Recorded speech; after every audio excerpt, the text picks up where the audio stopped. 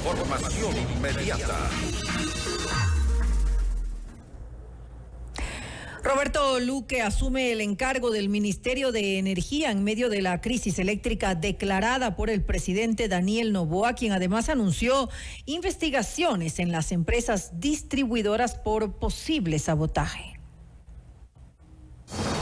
Esta es la entrevista de Fausto Yepes. Hoy con...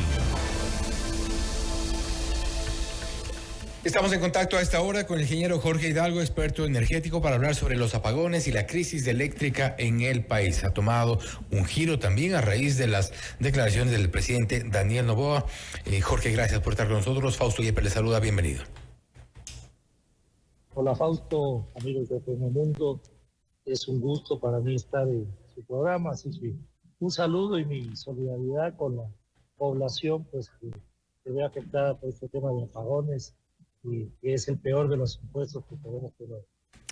Y efectivamente queremos darle una explicación a lo que hoy por hoy vivimos, los apagones nuevamente, cuando se había dicho que no más apagones. Se aprobó también por ahí una ley a la que la llamaron no más apagones, pero hablamos de sabotaje, negligencia, corrupción o las tres. Fausto, yo quiero ser sensato aquí. Yo no me voy a prestar para ser incendiario y declarar que hay un sabotaje de última hora, porque este tema ya es heredado de los anteriores gobiernos, donde además de recibir una infraestructura obsoleta, el presidente Lasso también la recibió, y ojo con esto, infraestructura en toda la cadena de valor, no solo en la parte de generación eléctrica, transmisión, distribución, etcétera. No solo eso, sino que a diferencia del gobierno anterior, recibieron un hueco en el sector eléctrico de cerca de 288 millones de dólares, que es lo que se le exportó, se le compró, digamos, se le importó a Colombia de electricidad. Entonces, yo quiero ser muy enfático en esto. No hay solución posible si no se aumenta la recaudación. Pero cuando usted habla de recaudación, ya la recaudación de la tarifa residencial ya es imposible en estos momentos aumentarle, porque la población no aguanta más. Pero por eso es que yo la crítica que le hago a la anterior administración que acaba de salir hace pocas horas, y ojalá se corrija, es que mientras estamos en una crisis, y esto hay que ser enfático, donde no se cobra el costo de amortización de inversiones, es decir, por ejemplo, la nueva hidroeléctrica Coca-Cola se entrega hace 6 años, se la contabiliza como si fuera una donación. No se cobra eso. Pero además, en la época del presidente Moreno, la señora Eva García le regaló subsidios eléctricos dobles al sector industrial y minero, y por supuesto que recibió aplausos, le dieron condecoraciones, argelitos ahí de felicitaciones, etcétera, con placas conmemorativas, y al final del día le generó un hueco que, como le digo, no solo que no contabiliza la amortización de inversiones, sino que le deja un hueco de cerca de 600 millones de dólares al sector eléctrico desde la presidencia del señor presidente Moreno hasta la actualidad. Por eso es que no se entiende cómo ya se eliminó estos incentivos que le llamaban estos subsidios eléctricos para el sector industrial, pero todavía lo mantiene en el sector minero. Al sector minero se le cobra 5 centavos el kilovatio hora hasta el día de hoy. Entonces, yo no me explico, por ejemplo, cómo el señor Camposano, presidente de la Cámara de Acuacultura, es el que más se indigna de los apagones, y su sector era el que menos pagaba. Ni siquiera pagaba lo suficiente para mantenimiento y operaciones. Pero, entonces, con Jorge, eso termino, Gustavo. Con eso termino, Fausto. Es importante que se entienda que cuando se es generoso con plata ajena, se generan estas distorsiones que le afectan al sector, y que todos los beneficios que tuvieron en subsidios los terminan pagando en apagones. ¡Qué pésimo negocio! Ahora bien, estamos de acuerdo en que es una crisis heredada, pero nada que no lo sabían al momento de asumir las funciones en el caso de este gobierno. Por ello es que llama la atención que incluso abriendo el portal de compras públicas hay muchos de los procesos que están suspendidos, declarados desiertos. Hay una muy baja ejecución de presupuestaria en el caso de Selec, por ejemplo. Hablamos de proyectos, algunos de los proyectos suspendidos, como la obra de control de la erosión del río Coca, un tema importante, además una de las prioridades para poder proteger a Coca-Cola Sinclair, desalojo de cementos en río Coca, materiales para la central Minas San Francisco, mantenimiento de central Termogas Machala, unidad de Hidroagoyán, otros temas que han sido o postergados o suspendidos o declarados desiertos. No hay una contratación, no hay una gestión, hay aparentemente negligencia, y esto es lo que de alguna forma también indigna, ver cómo ahí está, y un poco coincidiendo con la primera parte suya, la falta de mantenimiento de plantas de generación, no instalación de motores de generación en algunos casos. Es decir, no teníamos un plan B, no teníamos una previsión, una idea de cómo hacer las cosas en estos meses en un tema que era prioritario y un tema que causó la crisis que tuvimos en el gobierno anterior. Fausto, recordemos cuando el señor Santos le pedía a Diosito que por favor vengan las lluvias. Hace 2 años.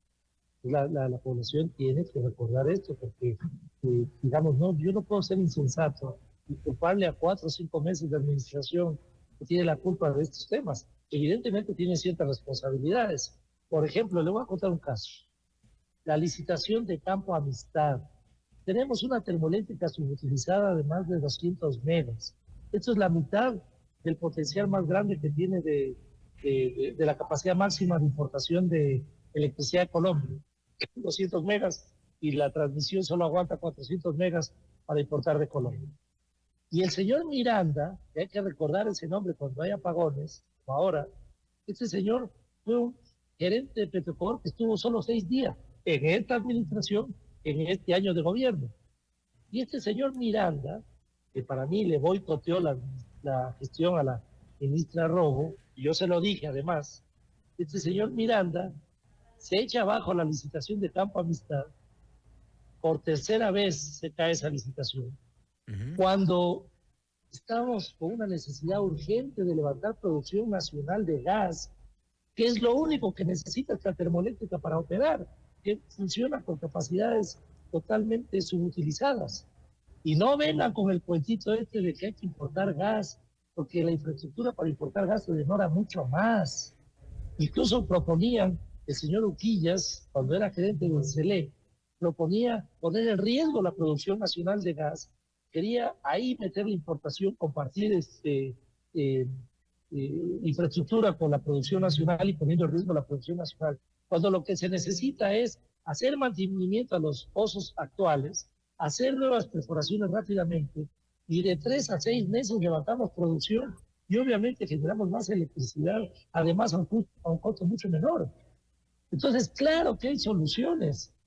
Por ejemplo, pérdidas negras, Fausto, del año 2022 a 2023 se aumentó cerca de 850 gigavatios hora de pérdidas negras, que esto es la mitad de todo lo que le importamos a Colombia de electricidad. Yo sé que la electricidad que importamos a Colombia depende del uso horario y todo esto, pero al final del día son pérdidas. Pero esto lo sabe cualquier técnico. Hay técnicos de muy buena capacidad en el sector eléctrico en el país, incluido en el Ministerio de Energía, pero necesitan recursos. Usted acaba de mencionar 4 o 5 cosas que no ha hecho Selec.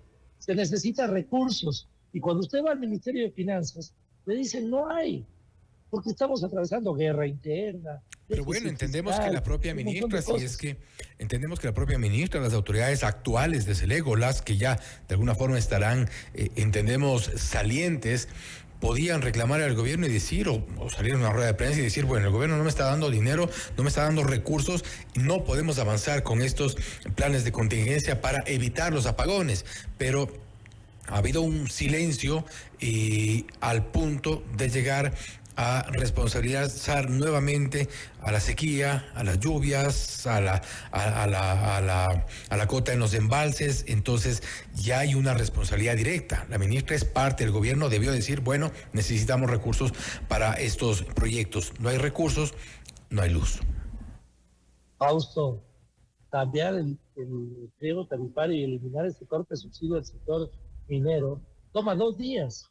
Lo único que hay que hacer es hacer una reunión de directorio de la agencia. No hay necesidad de cambiar leyes, reglamentos, regulaciones. Es una simple reunión de directorio de la agencia.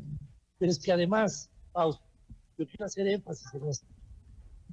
Es como una familia, Fausto, que se endeuda para comprar alimentos. Ni el padre de familia que se endeuda para comprar alimentos. El hijo te dice, oiga, no me quite la mesada porque yo tengo que irme de fiesta.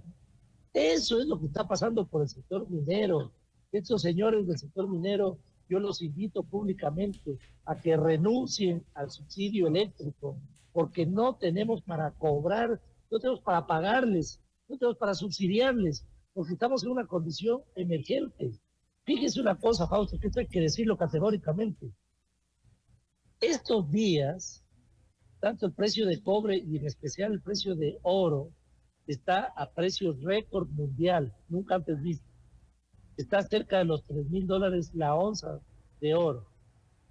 ¿Cómo justifica usted que le vendan a 5 centavos el kilovatio hora al Estado ecuatoriano, que además lo compra a 64 centavos a un precio fijo que le compramos a Colombia? La pregunta es tan absurdo esto de los subsidios. Sí, la pregunta es, Jorge, ahora la decisión del presidente de suspender los apagones, aún con la crisis y la situación que se vive en las generadoras, en las hidroeléctricas y en todo el sector, y además cobrar únicamente el 50% de la planilla, que no parece entonces un tema de recursos, ¿es sostenible en el tiempo esta decisión del presidente? No es sostenible por 2 cosas, Fausto. Primero, porque nadie puede ocultar cómo están los embalses. ¿O nos va a suspender los apagones hasta el domingo y el lunes ya volvemos nuevamente? El embalse de Mazar, hasta el viernes pasado, el embalse de Mazar estaba operando a 2.113 metros sobre el nivel del mar. Hoy está en 2.107. Lo recomendable de diseño es 2.115.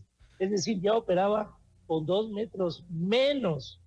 El registro de hoy día es de 2.107. Y eso quería, si nos puede un poco para también quienes nos escuchan y nos están viendo en este momento, ¿cómo explicamos cuál puede ser la consecuencia de operar por debajo del mínimo el embalse de Mazar, que es el que alimenta Sopladora, entre otras? Usted dice 2.115. Yo sabía que era 2.118. No obstante, estamos operando al día de hoy con 2.107. ¿Cuál es la consecuencia? Bueno, primero hay que entender que el embalse de Mazar es el más grande, que almacena agua por meses, y después tiene usted la termoeléctrica Mazar, y después tiene el embalse Amalusa, que se carga con el agua del embalse de Mazar. Sopladora también. Y este es un embalse de Díaz, y este le genera la hidroeléctrica Paute, y después tiene la hidroeléctrica Sopladora, que no tiene embalse, pero se provee de agua tanto de Mazar como de Amalusa. Esto es súper importante entenderlo, porque por eso se llama alertas tempranas al embalse de Mazar, porque si empieza a colapsar se colapsan 3 hidroeléctricas de las más importantes del país. Entonces, ¿qué pasa? ¿Cuál es la consecuencia de esto? Que usted empieza a turbinar el agua y no solo pueden ingresar muchos sedimentos, sino también burbujas de aire. Y esto lo que hace como consecuencia es provocar daños que pueden ser irreparables en las turbinas. Entonces, digamos, se le está poniendo al límite. Yo entiendo la desesperación del presidente Noboa, entiendo además que una medida, digamos, de aliviar estos impactos negativos de los apagones es cobrarles la mitad de la planilla. Estas son decisiones absolutamente, digamos, emergentes, entendibles, tal vez no tan técnicas, pero al final del día nadie puede ocultar que el sector industrial y gran minero le generó un hueco de $600 millones a una estructura de tarifa que ni siquiera cobra el precio de amortización de inversiones. O sea, le quitaron recursos al mantenimiento. Tanto es así que está mal esta estructura que, por ejemplo, a Colombia, nosotros le importamos el año pasado más o menos 1.800 gigavatios hora, con picos que han llegado hasta 64 centavos, pero en promedio le compramos a 21 centavos el kilovatio hora el año pasado. Nosotros, además, el año pasado le exportamos electricidad a Colombia y le exportamos cerca de 500, 600 gigavatios hora y le vendimos a 6.1 centavos el kilovatio hora. Lo que importa le aquí... llegamos a vender en abril del año pasado a 2 centavos el kilovatio hora. Entonces nosotros somos tan inocentes que le subsidiamos electricidad hasta Colombia. Y creo que eso es importante un poco aterrizar estos temas para que la gente que está hoy por hoy sufriendo estos apagones pueda entender el porqué de estos cuestionamientos, porqué de esta falta de gestión en el sector. Es decir, estamos nosotros comprando energía mucho más cara de la que podemos en su momento, inclusive hemos vendido, estamos subsidiando con energía sectores que pueden ser perfectamente sustentables versus el consumo del común de los ciudadanos que está hoy por hoy ya sufriendo los apagones. Es más o menos así lo que queremos explicar, que son parte de las equivocaciones, de las decisiones erradas en el sector. Fausto, tal cual. Hay muchas soluciones y muy buenas, y los técnicos saben, hay expertos que conocen, pero hay falta de recaudación, hay un hueco enorme que nos heredó el gobierno anterior, pero que lamentablemente no se corrigen estas decisiones en este gobierno. Ahora, si no se corrigen, puede ser también y eso es un poco, me refiero a las denuncias, a la denuncia que ha hecho el presidente Noboa, puede ser también porque hay estructuras de medianos mandos quizá dentro del sector que estén de alguna forma boicoteando, saboteando estos procesos. Mire, cuando no se explica algo, por lo menos hay que apuntar a los ganadores, Fausto. ¿Sí? Uh-huh. El diésel eléctrico subió 286% el año pasado. ¿Quiénes ganaron? Los importadores de diésel, que además, evidentemente, diésel importado y subsidiado. ¿Qué otros sectores son ganadores en esto? Las importaciones de electricidad a Colombia no las hace al gobierno colombiano, las hace a privados de Colombia. Hay ganadores... Y ahí quiero decir una cosa. Uh-huh. Y es algo que usted sacó digamos, parte de unos criterios, creo que de un asambleísta. No es verdad que Colombia, porque está bravo por el tema de México, no nos vende electricidad. Fausto, les encanta vendernos electricidad, porque nos vende a un precio usurero de... ¿Y qué estamos esperando? ¿Que suba el precio para que nos vendan? Lo que pasa es que no tienen ya que vender porque los embarques de ellos han caído. Uh-huh. Pero no es que Colombia dice, no les vendamos. Están haciendo un negociazo vendiéndonos.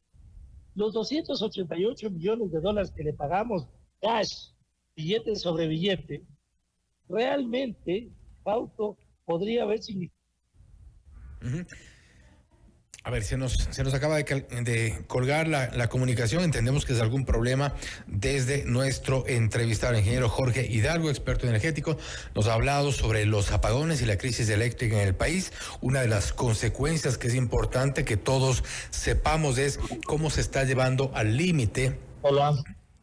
Estamos ya ahí conectados y con esto estábamos justamente despidiendo, ingeniero Hidalgo. Con esto nada más cerramos. Básicamente ¿qué es lo que vamos a esperar en estos días con las decisiones que ha tomado el gobierno?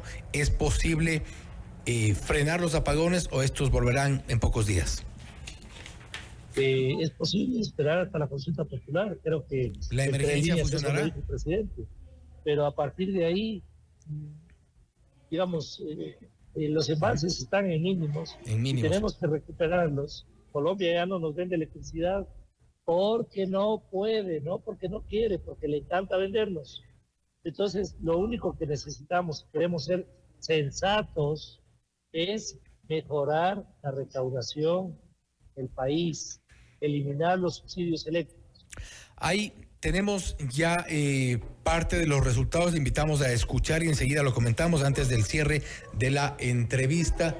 Bueno, eso tenemos más adelante, pero bueno, le comento que ya el ministro encargado, Roberto Luque Núquez, ha hablado sobre la firma del decreto de emergencia para el sector eléctrico, un anuncio que había hecho ya cerca de este mediodía el presidente Daniel Noboa. La emergencia en el sector eléctrico podrá resolver los problemas en el corto plazo porque mucho nos tememos que ocurra, que esta sea una decisión quizá muy política, muy relacionada a lo que se viene en estos próximos días, que es la consulta popular, y volvamos a los apagones la próxima semana. Muy bien podría pasar eso, pero tenemos ya las declaraciones de Roberto Luque, es el ministro encargado, enseguida lo comentamos, Jorge. La República he asumido por encargo el Ministerio de Energía y Minas con todo el gabinete y con todo el apoyo del Gobierno Nacional. Hemos trabajado hoy día desde tempranas horas con todos los sectores involucrados, CENEL, CELEC, SENACE, para entender todas las variables que afectan esta crisis energética, la cual es el resultado de varios factores, entre ellos temas administrativos, climáticos, de planificación y de corrupción histórica. No habrá soluciones fáciles a corto plazo. Sin embargo, hemos tomado algunas resoluciones. Hoy mismo estaremos firmando un acuerdo ministerial declarando el sector en emergencia. Asimismo, hemos dispuesto la conformación de un directorio de la Agencia de Regulación y Control que ha venido dilatándose y que ha impedido la contratación oportuna de energía emergente. Adicionalmente, el presidente de la República ha dispuesto el 50% de descuento en las planillas eléctricas. Con toda la información que hemos recabado el día de hoy, estamos dirigiéndonos todo el gabinete al Palacio de Carondelet, en donde tomaremos decisiones que serán comunicadas oportunamente. Muchas gracias. No habrá soluciones de corto plazo, hay corrupción, hay un directorio que ha sido dilatado, parece que de alguna forma se da forma, por ser redundante, a lo que se ha anunciado en estas últimas horas, Jorge. Fausto, qué bueno escuchar esto del ministro. Eso es lo sensato, porque a la población, así sea doloroso, hay que hablarle claro. No hay soluciones de corto plazo posibles. ¿Y cuál es su lectura con estas palabras, con esta frase? No hay soluciones de corto plazo. La lectura es, a mi criterio, los apagones vendrán nuevamente. Lamentablemente es así, Fausto. Pero además hay que tomar en cuenta una cosa que es un factor clave. La ciudadanía puede pensar que ya no hay apagones, hoy día ya está solucionado el problema. El tras bastidores de los apagones es lo crítico, porque el costo que estamos pagando está empobreciendo al país y empobreciendo al sector eléctrico, por lo cual no vamos a tener cómo poner unas mejoras de actualización de infraestructura, de nueva generación, etcétera, etcétera. Entonces, las medidas que se tomen, digamos, urgentes, por ejemplo, de nueva generación y todo, qué bueno que la hagan, pero a partir de ahí hay muchas otras medidas que tenemos que compensar, porque si no es pan para hoy y hambre para mañana. Eso es muy importante. Y con eso me quedo, Jorge. Creo que es importante tomar en cuenta casi al pie de la letra las declaraciones del ministro encargado Roberto Luque. No habrá soluciones en el corto plazo. ¿Cuáles serán las propuestas o planteadas por el gobierno? Lo vamos a saber seguramente en las próximas horas. Nuevamente, Jorge, gracias por haber estado con nosotros. Encantado, Fausto. Un abrazo a la ciudadanía. Y bueno, tenemos que salir juntos de estos desafíos, por lo cual llamo a todas las fuerzas, evidentemente, a que nos unamos a impulsar esto y navegar para una misma dirección. Y nuevamente a esperar y sobre todo exigir respuestas a las autoridades. Ha sido el ingeniero Jorge Hidalgo, experto energético, hablando sobre los apagones y la crisis eléctrica en el país. Uno de los datos sin duda preocupantes es que se está operando al mínimo, se está exigiendo al embalse Masar. Recordemos que este embalse, una vez que está al mínimo, el riesgo es que se comience a operar las turbinas con sedimentos que lleguen a esta zona y pueda pueda eso complicar y comprometer la generación ya en las turbinas. Mazar alimenta las hidroeléctricas Mazar, Paute, Molino y Sopladora. Esto es lo que podría ser una consecuencia aún peor de la que vivimos hoy en día si se continúa exigiendo la operación de Mazar en los mínimos al mínimo. Está en 2107, de acuerdo a lo que nos hayan reportado. Esto es Notimundo Estelar, siempre bien informados. Noticias, entrevistas, análisis e información.